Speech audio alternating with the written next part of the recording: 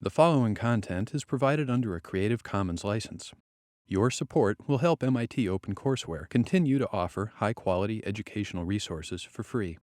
To make a donation or view additional materials from hundreds of MIT courses, visit MIT OpenCourseware at ocw.mit.edu.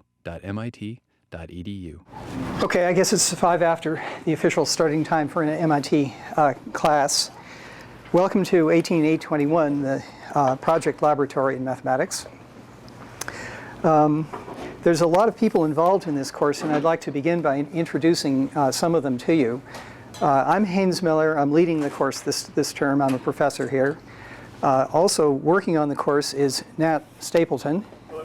Nat is an instructor here, a postdoc, and has good teaching experience.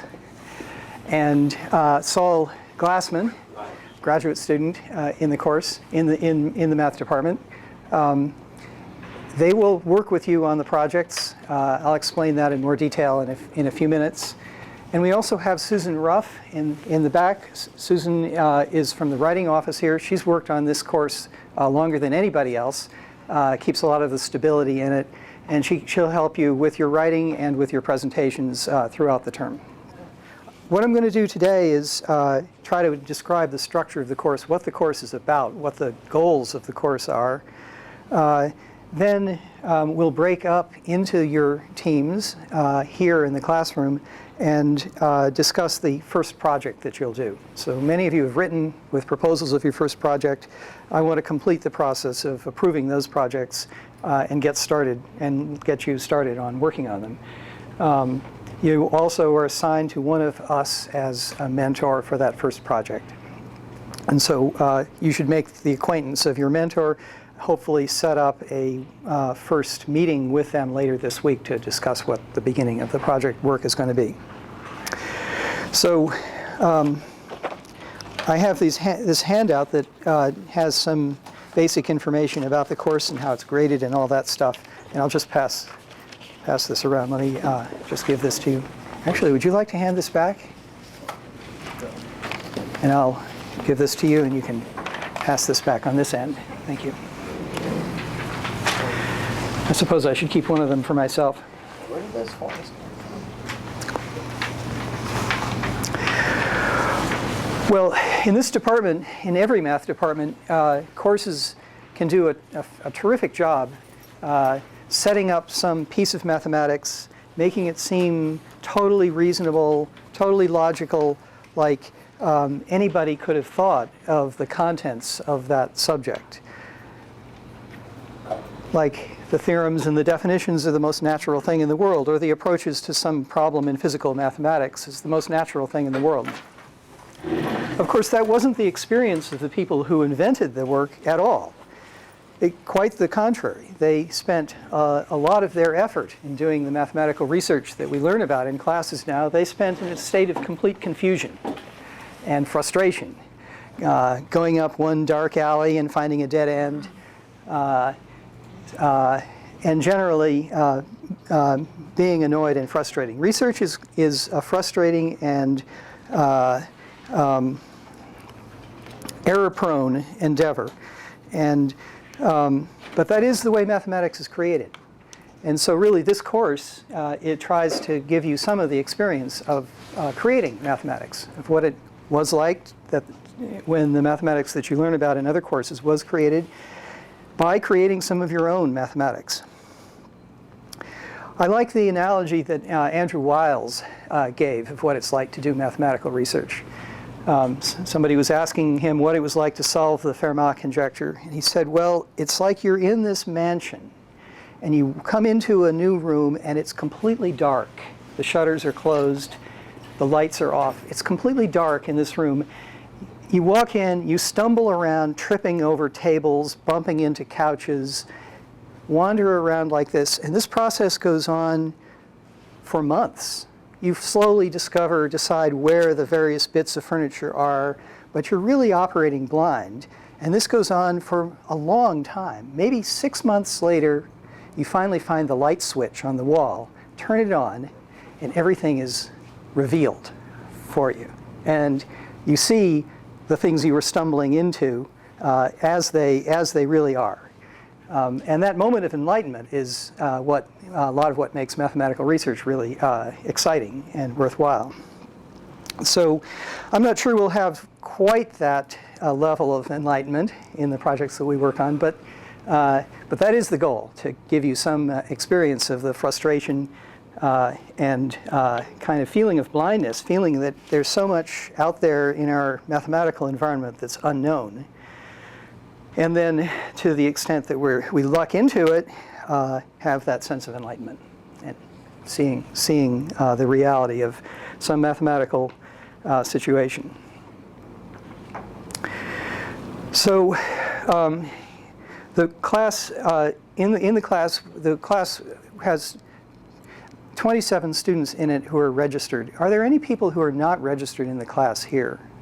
I was told there might be some people who are not registered in the class. Everybody's here? Okay.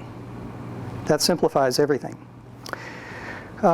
You've been broken into teams of 3. I think you know your teammates. Each team will do 3 projects. Each team will do 3 projects in the course of the term. And for each of those projects, you'll be assigned a mentor who will be either Nat or Saul or me. And the mentors will rotate around, so each of us will see each of you in the course of the term.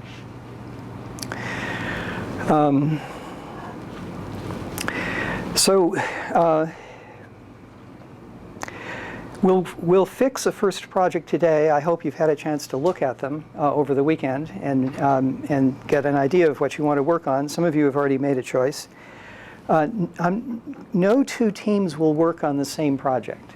There are about 44 projects up there. I just added another one to the list last night.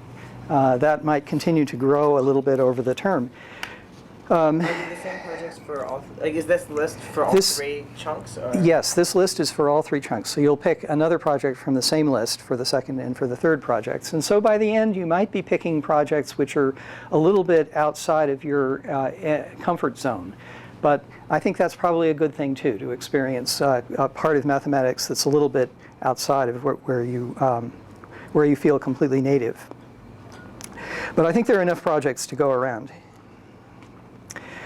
So, so a lot of things to say about this. Your mentor has had a lot of experience doing mathematical research, but almost surely not in the subject that any of your projects will be on. So they're not experts in the topic that you'll be thinking about and working on. They can only help you do the research part of it. They can only help you with the research process. And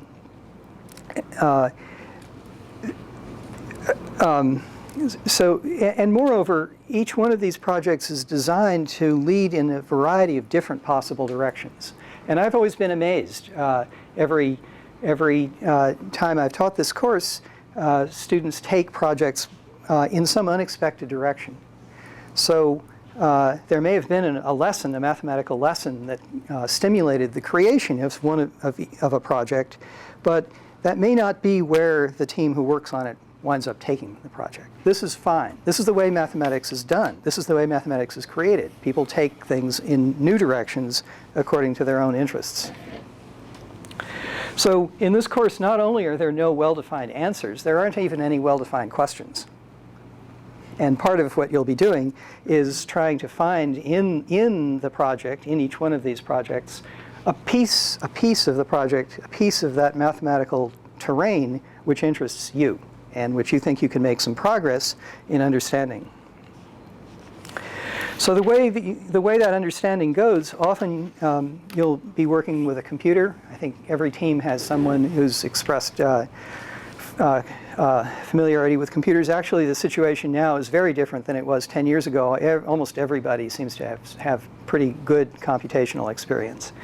That's often useful. It's not essential.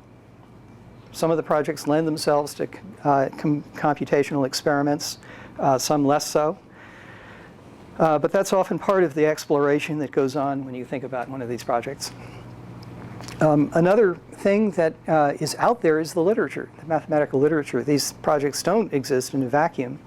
And part of math research is scanning the literature, and so that's fine. If you want to look at what's known out there in something that seems to be related to the project at hand, that's fine. But the truth is that the more you can find out on your own, the more fun you'll have. What I don't want is a review of the literature. That's not what any of these projects is about. So any aspect of these projects that you can find, whether or not it's represented in the literature, you can treat it as your own, develop it on your own. It's much more fun to discover things on your own. So so it's not illegal to scan the literature. I don't particularly recommend it, but it is part of the picture. It's something you may want to do. Now, there's two exceptions, I guess, to this general thing. One is every one of these projects was designed by somebody on the MIT faculty. And so you should feel free to go knock on doors of relevant faculty members and say, you know, I'm thinking about this project. Is there anything, and I think maybe things are going to work like this. Can you give me any guidance here? It's a great way it's a great opening line to make the acquaintance of faculty. Your mentor can help you decide which faculty member to approach if you want. I'm not going to tell you which faculty member created the problems, but you'll get the general, you know the general areas, and your mentor can help you with that. So in a way, it's an introduction to the faculty as well. It's an entree into talking about math with the faculty. The other exception to sort of an open policy is the one thing you're not allowed to do is consult past papers on these projects. This course has been around for 10 years now. There's a lot of people have worked on it. A lot of other MIT students have worked on these projects over the years. Please don't consult with them. Don't look at past papers if you have access to them, because you're going to want to take the project in your own direction anyway, and it's just better not to get involved with that. So this process of thinking up good questions and trying to answer them, that's what mathematical research is about. It's difficult, it's exhausting, it's time-consuming, it's a lab class, it's going to be time-consuming for you. It's difficult, and in order to keep your spirits up, there are various things you can do. One thing that many people have found useful is keeping a notebook. Keep your own notebook of the insights that you have, of the thing you tried today, of the frustration that you encountered, of the thing that you realized that you thought you'd proved yesterday but now you realize is wrong. That's progress. Discovering you've made a mistake is progress. It may not feel like it at the time, but if you write it down in your notebook, you'll see that you know more today than you did yesterday. And it's a nice feeling. A lot of working mathematicians use a sort of research or laboratory notebook to record their thoughts and keep them in order, and to give themselves a sense that they're making progress even when it doesn't feel like they are. And it can be also useful to you when it comes time to write the paper, because you'll have some record of what happened and what you decided to be true. So that brings me to the paper. So each one of these three projects that you'll work on will result in a paper written by the team. You'll probably want to divide the work of writing a paper into sections, and each team member will probably want to write a third, roughly, of the paper. But the team as a whole is really responsible for the coherence and pointedness of the paper. The paper should be in the standard format that you see in mathematical literature. It's a journal article format. This may not be familiar to you, or maybe it is, but in any case, there are some examples up on the course website. So there's an example of a prize-winning paper with annotations on the side that point out the cool choices which the author made in presenting the mathematics. And there's at least one essay there about what makes a mathematics paper, what the different parts of the paper are, and a lot of examples of of bad mathematical usage that I have to say I got from a past class of 18821. And so, and there's a sort of explanations about why I think some of those usages are not so great. So you write a paper for each one of these 3 projects. The paper you'll want to write it in LaTeX. There's really not a lot of choice in mathematics. Everyone in the field will work in that as their medium of choice. And the website contains a lot of information about where to get a tech installation if you need one, and where to find tech manuals, and so on. And then you'll submit the paper as a PDF file. You'll upload it to the Stellar website. And there's deadlines and everything that are published on the website now. So I want to stress that you realize that these papers are not literature reviews. They're not intended to be a description of things that you've discovered that other people knew. They're from reading the work of other people. By the same token, you don't have to address every part of a project. Some of these projects are more prescriptive than others. You don't have to address actually any part of the projects, as long as you together with your mentor may find variations that you want to play on the project as stated. So there's a pretty regular schedule. This first project, the first draft, will be due in about 3 weeks. A first draft is always due on a Friday. What will happen then, when you turn in a first draft, that first draft should be a pretty complete paper that you would stand by. It's your best shot at this paper. But then what will happen is it'll go through something like the standard referee process that a journal article in mathematics goes through. That is, somebody, namely your mentor, and possibly Susan, and possibly me, will look at it and rip it to shreds. Well, we're a little bit kinder than that. But there will always be places where we think that things could be improved, either the mathematics or the writing. And so we'll do that. We'll try to do that over that weekend. And early the following week, we'll have what I call a debriefing. So this is a meeting in my office with just the team that's worked on the project, just the 3 of you, plus your mentor, and possibly plus Susan. And it's a moment for you to describe what your project was about in 10 minutes. It's a very short presentation, informal presentation on my blackboard with just the small group of us in the room.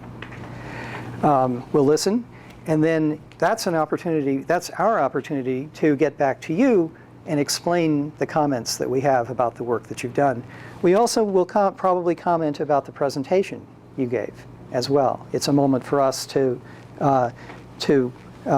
see how you present mathematics on the blackboard. So that'll happen in the week following the first draft of the paper, hopefully early in that week, because we'll give you back our comments in writing on the paper, and you should take that back with you, lick your wounds. It's really not that cruel, believe me. People have a lot of fun in my office. And rewrite the paper, write a second draft. And that cycle may continue more than once. It's happened quite often that it takes a couple of iterations before a really good paper emerges, and that's what we're looking for. So then there's a due date in the middle of the following week for the final draft of that paper. And that's the way the cycle goes. And then it gets repeated. So it's really important to stay on schedule, because there are 3 papers that we need in the course of the term. It's very important to stay on schedule. So that's the paper aspect of it. 3 papers. There's 1 presentation. Each team will do 1 presentation of one of your projects to the whole class. And it's going to happen in this room I think. Yes, here's a projector. It'll happen in this room. And I really insist that everybody be here. It'll happen on a Monday. All the classes, all these formal presentations happen here on Mondays, beginning in 3 weeks or so, 3 or 4 weeks, I guess. I have to give you time, somebody time to do the work for the one project to present. So it's important for you to block off that Monday hour. It's 1 hour on a Monday in this room. And it's really important to be here just as a courtesy to your classmates, but also because it's a time when you'll learn some new mathematics from the wonderful presentations that they'll give. It's also a learning experience for you to see mathematics being presented, and we'll actually ask you to fill out some response form to each one of the lectures as it goes on. You don't do this blind. Your mentor and Susan will work with you well in advance to prepare a good mathematics talk, and you'll do a practice talk, a dry run talk, also in this room on Friday. So Fridays at 1 o'clock, 1 to 3 actually. This room is reserved from 1 to 3 on Fridays, and that's the moment when you make a formal, a practice presentation of this talk. Again, that first run of a presentation should be your best shot at a good mathematics presentation. And again, there will always inevitably be lots of things to say about making it even better.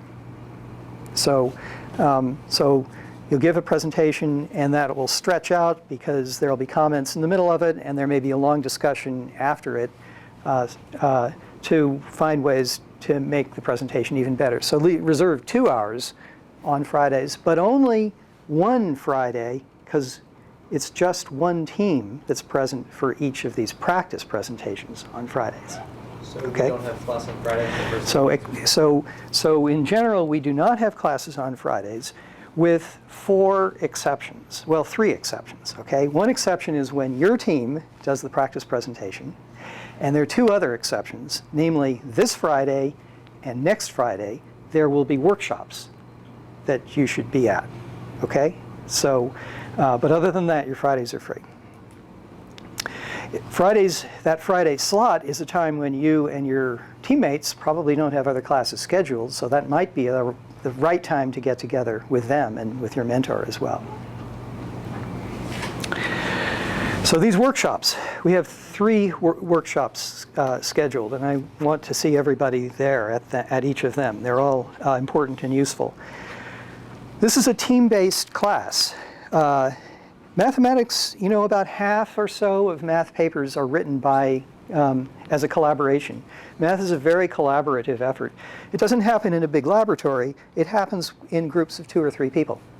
And so that's what this class is like too. So you're grouped into teams of 3, which I devoutly hope will stay together for the semester.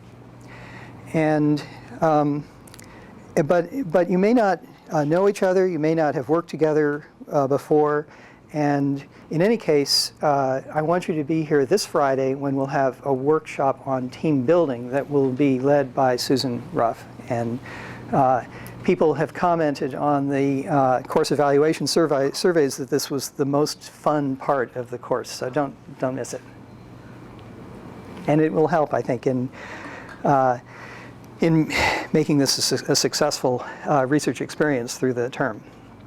So that's this Friday. Come here at 1 o'clock.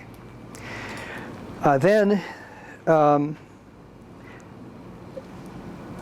I see on the handout it says next Monday, but I think that has to be interpreted in the MIT sense.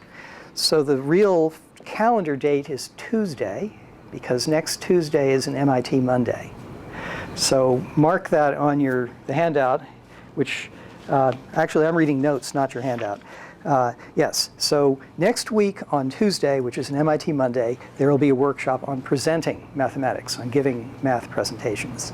And that'll be a good time too. And then next week on Friday, there will be a workshop on writing mathematics. So all these things are up on the website as well. But these are the only today, and these 3 workshops are the only sort of classes we have, except for the presentations by you guys. Let me say one other thing about presentations. There's this projector here. Many people will want to use slides. Slides are pretty easy to make these days with, I mean, that means a computer presentation. But you don't have to. In my experience, in a math seminar, in my field anyway, probably 80% of the talks are still chalk and blackboard. Even in a big conference, the talks are often done with chalk and a blackboard. So I don't want to push you off of the professional norms of mathematics. And for me, a well-presented chalk and blackboard talk can be just as good as a slide presentation. The one trick that I want to put in your head right away is when you do a slide presentation, you put quite a bit of work into arranging the way things look and all that.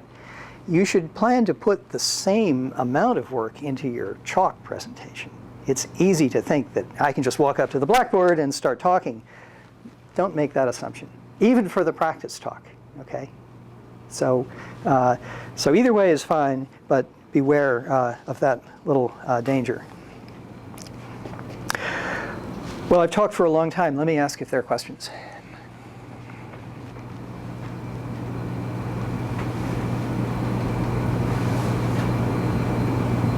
Sometimes it takes a whole minute for the questions to bubble up. How long do the papers have to be? How long do the papers have to be? As long as they should be. How long are the papers typically? As long as it takes for you to describe what you've discovered. Typically, they're 10 pages, roughly, more or less. Much less than 10 pages gets to be kind of skinny.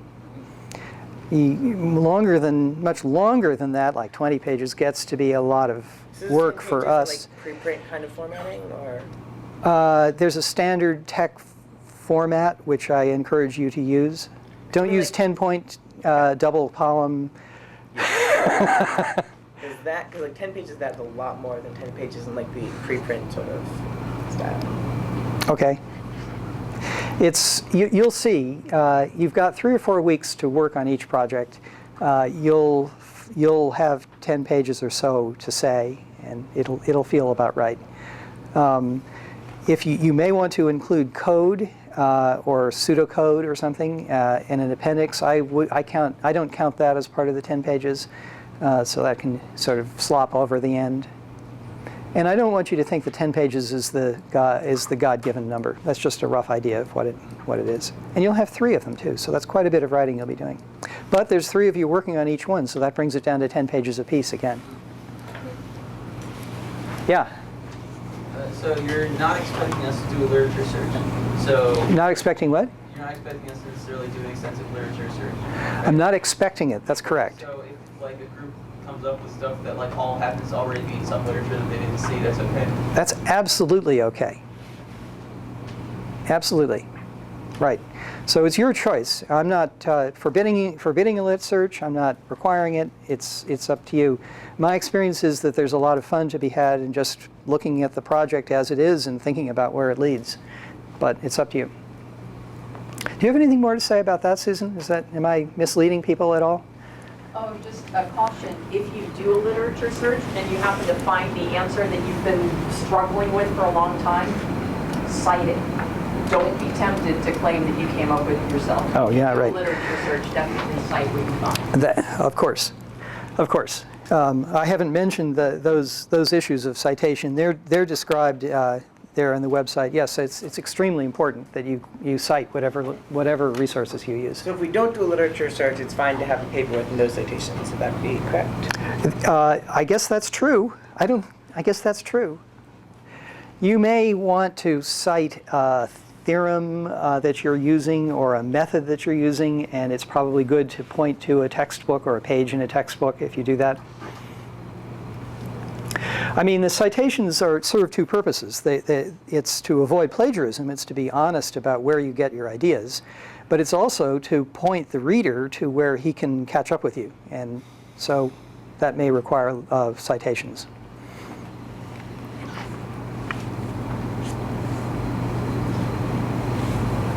Anything else? During the presentations, are we supposed to split the time in 3 as well? Yes. Or in the presentations, are you supposed to split the time in 3? Yes. Certainly each of the 3 people on the team should participate in the presentation. And exactly how that happens, it's varied greatly from one presentation to another. You could split it into 3 blocks of 15 minutes each or so, or you could hand the mic back and forth to each other and make life very difficult for the cameraman who's trying to record it. It's worked a lot of different ways. But yeah, everybody has to participate in that. Yeah. How is the project assignment going to work?